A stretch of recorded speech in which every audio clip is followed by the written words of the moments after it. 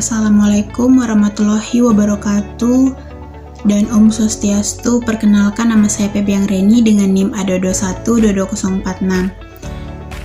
kelas pendidikan biologi kelas E. Di sini saya akan membuat video presentasi mengenai sistem endokrin, sistem indera penglihatan dan pendengaran, sistem indera penciuman, pengecap dan kulit, serta sistem reproduksi yang akan menjadi penilaian tugas akhir pada mata kuliah fisiologi hewan. Baik, di sini saya akan menjelaskan terlebih dahulu sistem endokrin atau hormon. Pengertian sistem endokrin pada hewan adalah salah satu sistem kontrol kelenjar tanpa saluran yang menghasilkan hormon yang disirkulasi di tubuh melalui aliran darah untuk mempengaruhi organ-organ lain.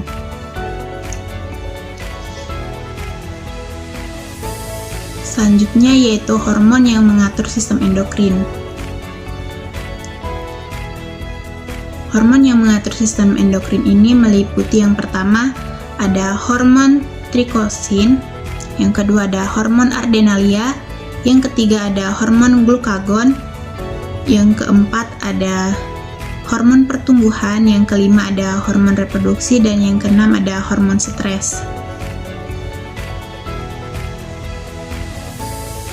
Umpan balik negatif pada sistem endokrin hewan berfungsi untuk mempertahankan hemostatis dan pengaturan sekresi hormon. Ketika kadar suatu hormon dalam sirkulasi meningkat, maka aktivitas sekresi dari sel-sel kelenjar endokrin yang memproduksi hormon tersebut akan menurun.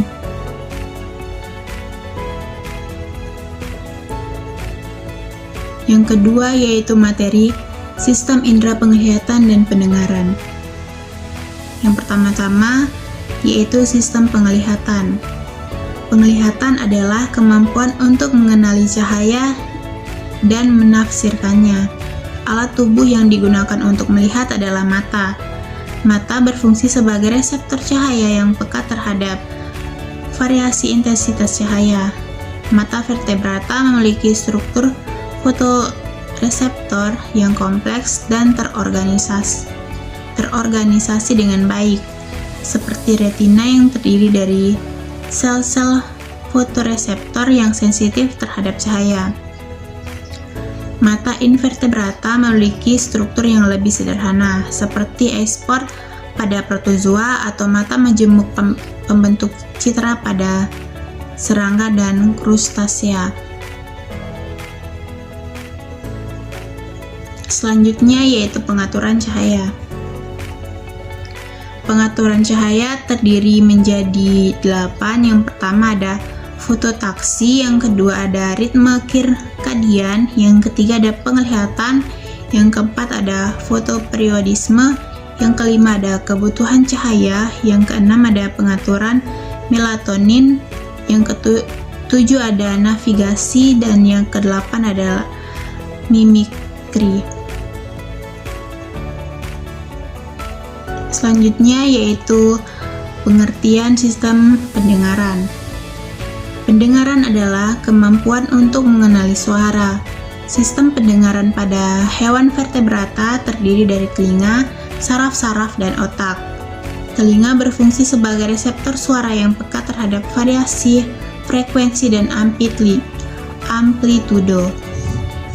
Pendengaran pada hewan invertebrata kurang berkembang seperti pada ikan yang hanya memiliki indera pendengar yang terdiri atas telinga dalam saja, yang berfungsi sebagai organ pendengar dan alat keseimbangan.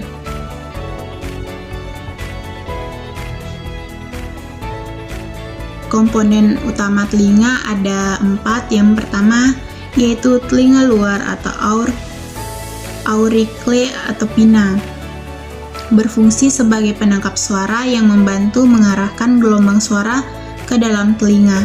Pada beberapa hewan, telinga luar juga dapat membantu dalam termostat atau pengaturan suhu tubuh.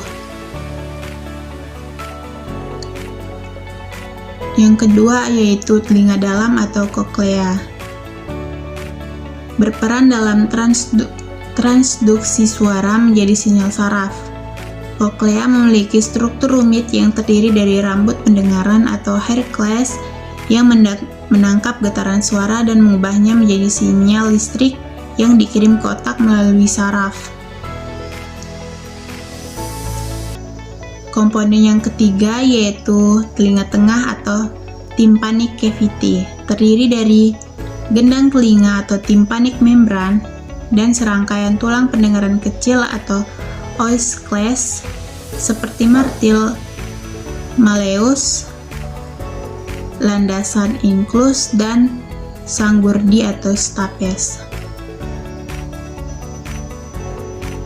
Komponen yang terakhir yaitu sistem vestibular atau vestibular system, terletak di dalam telinga dalam dan berfungsi dalam keseimbangan dan orientasi spesial. Terdiri dari 3 saluran tengah lingkaran atau disebut dengan semicircular canals. Materi ketiga yaitu sistem indera penciuman, pengecap, dan kulit. Sistem indera pada hewan meliputi beberapa alat yang digunakan untuk mendeteksi dan menginterpretasikan rangsangan dari lingkungan. Berikut adalah pengertian sistem indera penciuman, pengecap, dan kulit pada hewan. Yang pertama yaitu pengertian sistem indera penciuman pada hewan berfungsi untuk mendeteksi bau dan aroma. Pada hewan vertebrata, hidung berfungsi sebagai alat penciuman yang menggunakan reseptor kimia untuk mendeteksi molekul-molekul yang terkandung dalam udara. Pada hewan invertebrata seperti protozoa dan Coelenterata, sistem indera penciuman berbeda dan tidak selengkap seperti pada hewan vertebrata. Selanjutnya yaitu pengertian sistem indera pengecap. Sistem indera pengecap pada hewan berfungsi untuk mendeteksi rasa dan tekstur. Pada hewan vertebrata, lidah berfungsi sebagai alat pengecap yang memiliki reseptor untuk mendeteksi 4 rasa, yaitu asin, manis, asam, dan pahit. Pada hewan invertebrata seperti gurita, sistem indera pengecap berbeda dan tidak memiliki kemampuan untuk mendeteksi rasa secara 3 dimensi. Selanjutnya yaitu pengertian sistem indera kulit. Sistem indera kulit pada hewan berfungsi untuk mendeteksi sentuhan dan tekanan.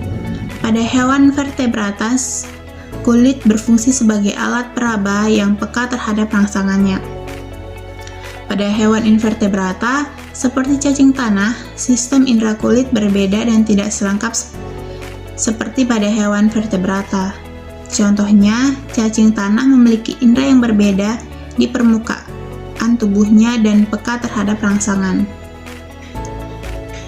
Materi keempat yaitu sistem reproduksi. Pengertian sistem reproduksi ini adalah suatu proses biologi yang dilakukan oleh hewan untuk menghasilkan keturunan yang baru. Reproduksi pada hewan dibedakan menjadi 2, yaitu reproduksi seksual dan reproduksi aseksual.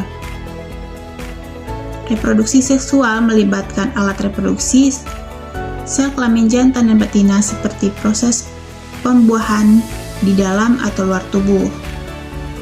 Reproduksi aseksual terjadi tanpa adanya gabungan sel jantan dan betina, seperti dengan cara membelah diri, fermentasi, sporulasi, pembentukan tunas, dan parthenogenesis. Susunan fungsional organ reproduksi hewan.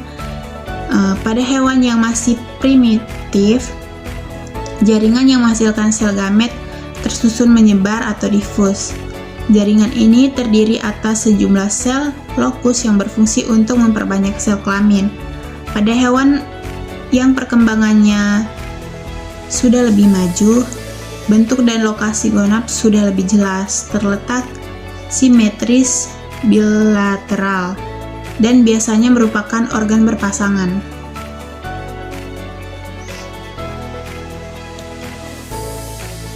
Berikut adalah cara perkembangan embrio dan kelahiran keturunannya. Yang pertama itu ada ovipar. Ovipar merupakan embrio yang berkembang dalam telur dan dilindungi oleh cangkang. Embrio mendapat makanan dari cadangan. Makanan yang ada di dalam telur. Telur dikeluarkan dari tubuh induk betina lalu dierami hingga menetas menjadi anak. Ovipar terdiri pada burung dan beberapa jenis reptil. Yang kedua yaitu vivipar. Vivipar merupakan embrio yang berkembang dan mendapatkan makanan dan dalam uterus atau rahim induk betina. Setelah anak siap untuk dilahirkan, anak akan dikeluarkan dari vagina induk betinanya. Contoh hewan vivipar adalah kelompok mamalia atau hewan yang menyusui, misalnya yaitu kelinci dan kucing.